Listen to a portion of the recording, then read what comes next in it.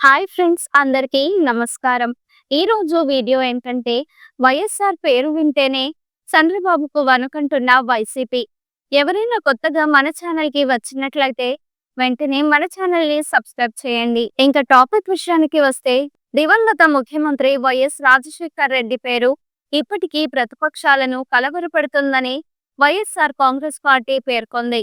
వైఎస్ఆర్ ఈ లోకాన్ని విడిచిపెట్టి 16 ఏళ్లైనా ఆయన పేరు వినగానే ముఖ్యమంత్రి చంద్రబాబు వెన్నులో వణుకు పుడుతోందని వైసీపీ ఆరోపించింది. వైఎస్ రాజశేఖర్ రెడ్డి పాలన ప్రజలకు ఇప్పటికీ గుర్తుండిపోయిందని, ఆ భయంతోనే ఆయన గుర్తులను తొలగించేందుకు చంద్రబాబు కుట్రలు చేస్తున్నారని పార్టీ విమర్శించింది. ప్రత్యేకంగా విశాఖపట్నం స్టేడియానికి వైఎస్ఆర్ పేరు తొలగించడంపై వైసీపీ తీవ్రంగా స్పందించింది. వైఎస్ రాజశేఖర్ రెడ్డి ప్రజలకు చేసిన సేవలను మర్చిపోనివ్వబోమని, విశాఖలో ఆయన పేరు చెరిపేయాలనే కుట్రలను ఖండిస్తామని పార్టీ నాయకులు తెలిపారు.